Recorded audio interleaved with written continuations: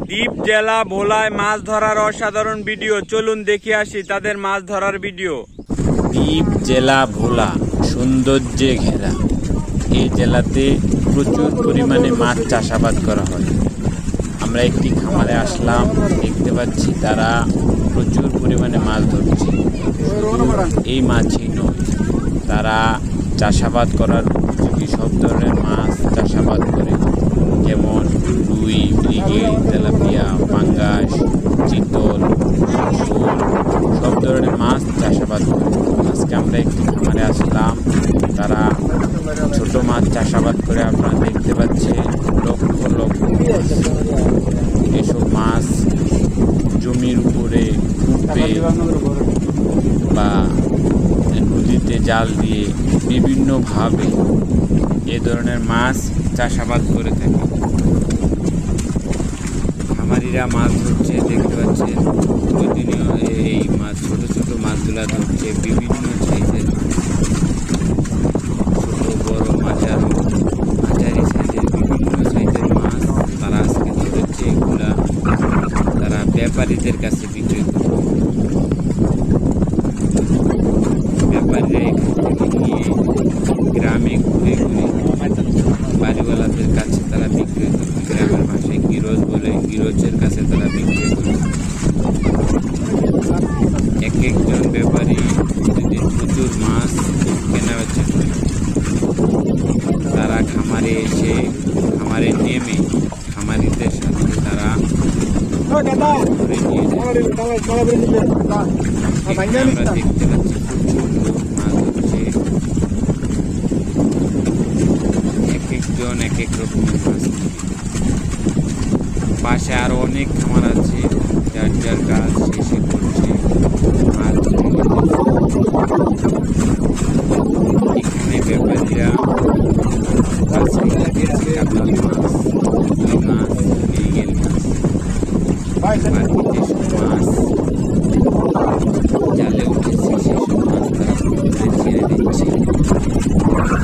ব্যাপারীরা সিরসের কাছ থেকে অর্ডার নিয়ে আসে, যার যত কেজি মাছ বিক্রির উপযোগী রয়েছে তত কেজি মাছ বিক্রি করে নিয়ে যাবে। এর চেয়ে বেশি নেবে। যদি বেশি নেয় তাহলে ঘুরে ঘুরে তারা মাছ বিক্রি করতে হবে। আপনারা দেখতে পাচ্ছেন এখানে মাছের পাশাপাশি কিছু বড় মাছ এসেছে।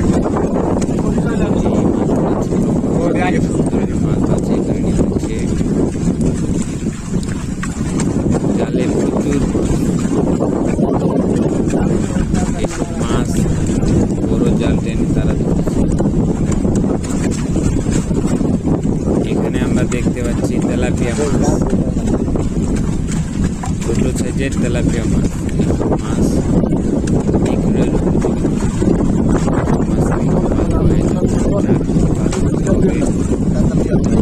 এই ব্যাপারে নিয়ে যাবে। এসব মাছ চাষাবাদ একদম প্রাথমিক অবস্থা ছিল। জেলা দ্বীপ জেলা মূলত বলা হয় যেসব জেলা, যেসব জায়গা প্রচুর পাশে নদী, সেগুলাকে বলা হয় দ্বীপ জেলা। দ্বীপ জেলা বাংলাদেশের মধ্যে সবচেয়ে বড় দ্বীপ জেলা। ভোলার চারপাশে ছোট ছোট দ্বীপ রয়েছে,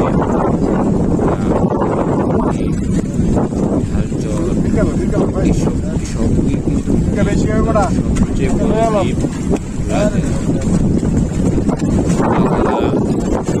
অনেক বড় এলাকা। এই এলাকাতেই মাছ চাষাবাদ করা হয়। মাছ প্রচুর পরিমাণে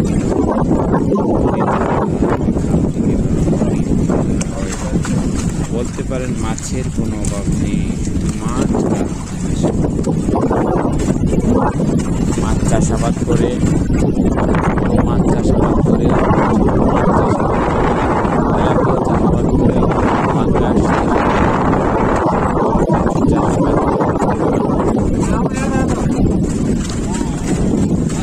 যে অঞ্চলটিতে আসছি সে অঞ্চলে বাচ্চা মাছ চাষাবাদ হয় বেশি। সকাল থেকে শুরু হয় তাদের মাছ ধরা। একদম মাছ ধরে তারা এগুলা ব্যাপারীদের কাছে বিক্রি করে। প্রত্যেক ব্যাপারী খামারে এসে নেমে পড়ে মাছ ধরার জন্য। তারা খামারে নেমে মাছ ধরে।